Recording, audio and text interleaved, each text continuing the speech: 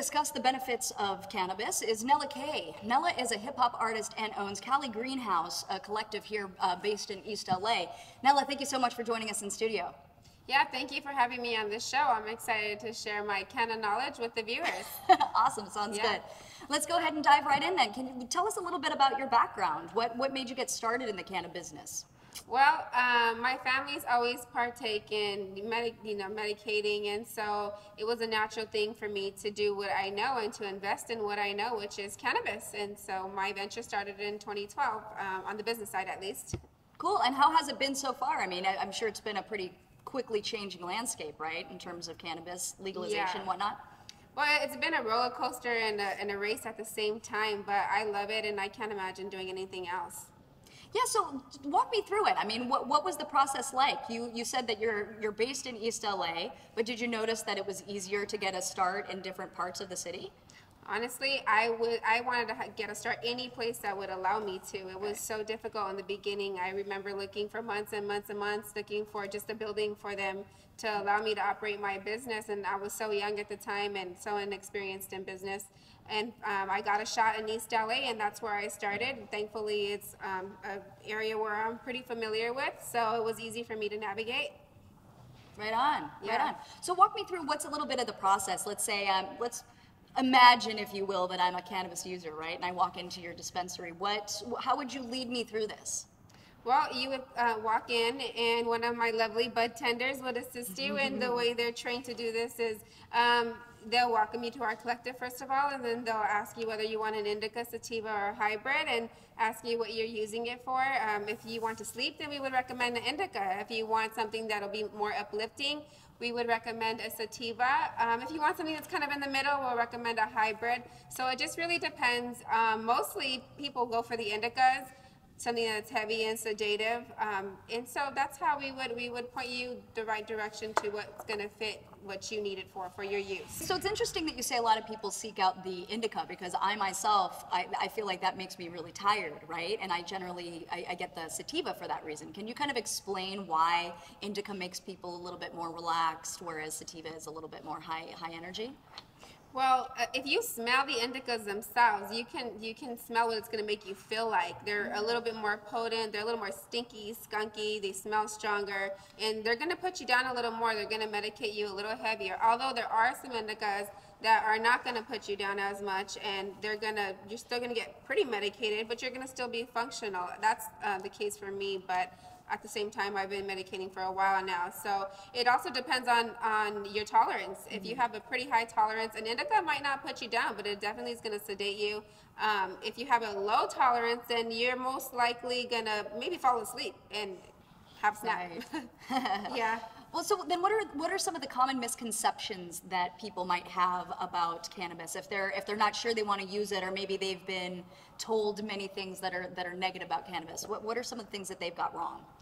Well, there's a typical pothead idea that everybody has, that potheads are lazy and they're unmotivated, and that's not the case at all, because I'm what I guess you would consider a pothead. I mean, I don't know, I smoke pretty often, but I'm actually very motivated, and I wake up, I have my coffee, I smoke my joint, and I'm on my way to conquer the world. So those are the misconceptions, because potheads are not lazy. I mean, you can see for myself, I've become the CEO of my own company, and I've helped others do the same thing, and I would be what you consider a pothead.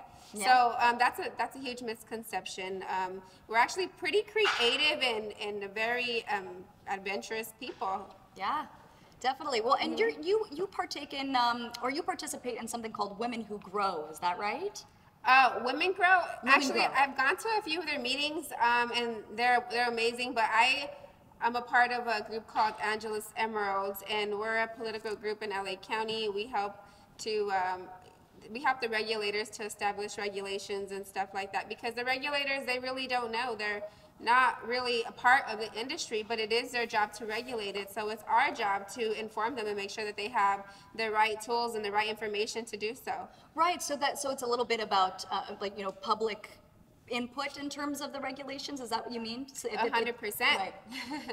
Yeah. That's really cool. Have they been helpful, or have they received your advice well, Yeah. or how does that usually go? Well, there's the city, and then there's the city, and then there's the county, and then there's a bunch of other cities, smaller cities that choose to regulate themselves, and they rely on very heavily on public input, especially the state. I remember when the state first just got started, they had a series of public meetings where we got into these think tanks and we discussed different topics, and then we did this over and over again until they had a body of regulations that they wanted to put forward. And even when that was put forward, they had even another meeting to address any comments and concerns of the public. So it's been a lot of public input, because a lot of politicians, let's face it, are not your typical cannabis partakers. So they rely heavily on our input, and because who knows best how to regulate us than us? Well, it's interesting that you say, we know how to regulate ourselves better, right? Because this is a new industry, it's changing very quickly. There's got to be a huge generation gap, right? So you've got a lot of people that are a lot older and they're trying to navigate this landscape. So I guess that's where you come in, right, Nela? Yeah, as a lot of older people are actually the older people know more than us, because they've been smoking cannabis for as long as we can remember. This goes back to even before I was born in 1987. So there's people that are pretty well versed in this industry. And I'm sorry, what was the question? Well, just basically, no, you're totally fine. Well, in terms of trying to figure out the regulations, I'm just curious about, how open they are to, public suggestion, or, if they've been pretty flexible in that regard. Yeah, they've definitely been open to listening to our recommendations, and they've taken them into consideration. And it's meetings after meetings. These regulations didn't fall out of the sky overnight, and it's taken. And a lot of people think, well, it's a really big mess. The city doesn't know what they're doing. The state doesn't know what they're doing. The county doesn't know what they're doing. But what we need to understand is we need to be patient, because this is the policy that's going to affect so many lives. So this doesn't happen overnight. This is, let's say, drafts after drafts. This is draft season right now, and draft season it's going to take a while, but hopefully we'll come out with something that's comprehensive, something that's that's favorable to us, because we don't want to be stuck with these overnight regulations that just nobody agrees with. So yeah, it's going to take a lot of drafts. Yeah, it's going to take a lot of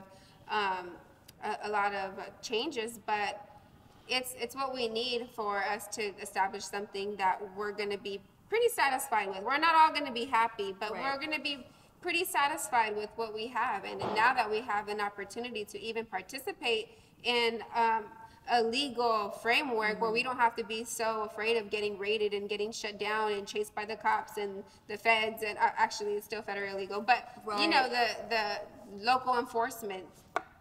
Yeah, absolutely. So what do you think is next for you, for Cali Green House? Do you have any steps or things in progress in the works?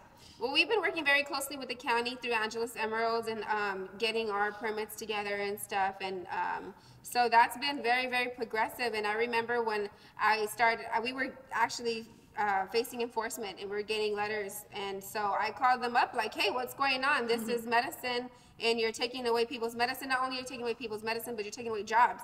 And so I started calling them up like, hey, what's going on? What are we going to do about this? And then eventually we're giving them tours of a regulated industry. And then eventually we're sitting at the table. Jonathan Savetko, he's our Angeles Emeralds founder, and they invited him to sit at a round table and actually hash out regulations. And so we've been a really big part of making these regulations. But you and I were discussing how it might not be so likely that marijuana is going to be declassified, or reclassified rather, that it's going to be taken away from its Schedule 1 classification. Can you expand on that, why you think it might be a longer time until we change? I really don't think the federal government is ready to take off their stronghold on the decriminalization of cannabis. I think it's going to be a very long time before they do so.